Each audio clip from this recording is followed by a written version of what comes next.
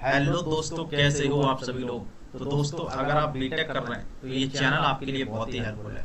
दोस्तों, यहाँ पर आपको इंजीनियरिंग मैथमेटिक्स 1 और इंजीनियरिंग से रिलेटेड जितना भी मैथमेटिक्स है वो आपको इस चैनल पर मिलने वाला है। तो दोस्तों, आज की इस वीडियो में हम बात करने वाले हैं इंजीनियरिंग मैथमेटिक्स 1 के सिलेबस की, जो आपको बीटेक फर्स्ट ईयर के फर्स्ट सेमेस्टर के अंदर पढ़ना होता है। तो चलिए दोस्तों, आज के इस वीडियो में हम बात करेंगे कि आपको इंजीनियरिंग मैथमेटिक्स 1 में कौन कौन से चैप्टर्स पढ़ने हैं और उन सभी चैप्टर्स के अंदर कौन कौन से टॉपिक्स हैं जिनको आपको पढ़ना होता है। उन सभी टॉपिक्स की भी हम बात करने वाले हैं।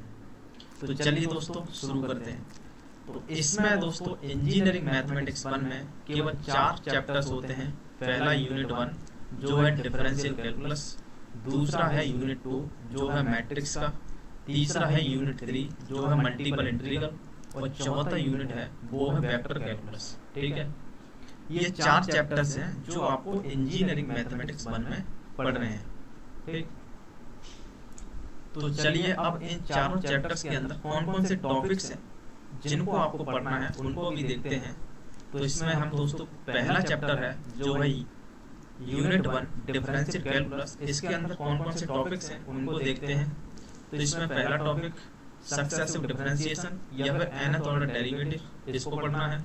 उसके बाद लेबनिज़ थ्योरम, उसके बाद कर्व ट्रेसिंग, उसके बाद पार्शियल डेरिवेटिव, उसके बाद Euler's theorem for homogeneous functions, उसके बाद टोटल डेरिवेटिव, उसके बाद चेंज ऑफ वेरिएबल्स, उसके बाद एक्सपांशन ऑफ फंक्शन बाय उसके बाद expansion of function by Taylor's and Maclaurin theorem for function of 1 and 2 variables. ठीक, इसके बाद maxima and minima of function of several variables, उसके बाद लैग्रांजेस मेथड ऑफ मल्टीप्लायर्स, उसके बाद जैकोबियंस। तो इतने टॉपिक्स हैं जो आपको डिफरेंशियल कैलकुलस के अंदर पढ़ना है। ठीक, इसके बाद हम यूनिट 2 की बात करें तो यूनिट 2 है दोस्तों हमारा मैट्रिक्स का। ठीक, तो मैट्रिक्स के अंदर आपको क्या क्या पढ़ना है।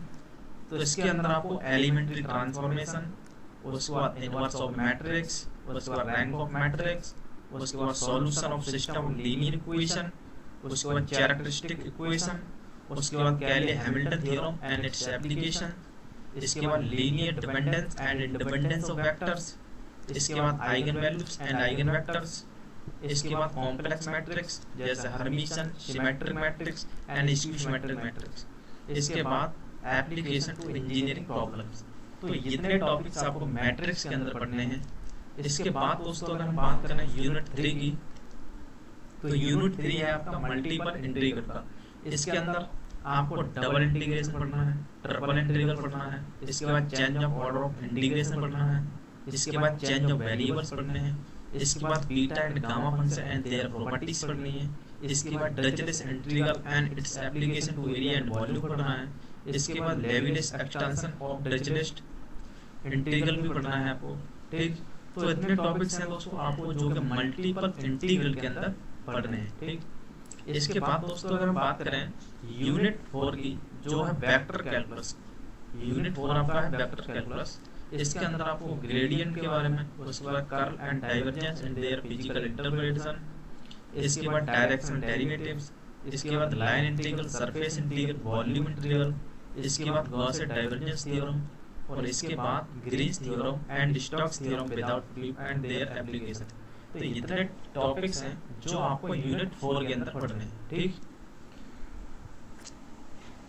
तो दोस्तों, हम एक एक चैप्टर्स को उठाएंगे और उनके सभी टॉपिक्स को कवर करते हुए इस चैनल पर आपको एक सीरीज मिलेगी जिसमें आपका इंजीनियरिंग मैथमेटिक्स 1 कंप्लीट कराया जाएगा।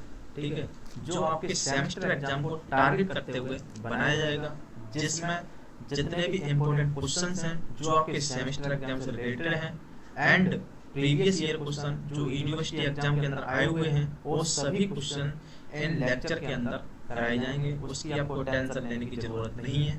तो आप इस चैनल के साथ जुड़ जाइए बस, और आपको कंप्लीट सिलेबस इंजीनियरिंग मैथमेटिक्स 1 का आपको इस चैनल पर मिलने वाला है।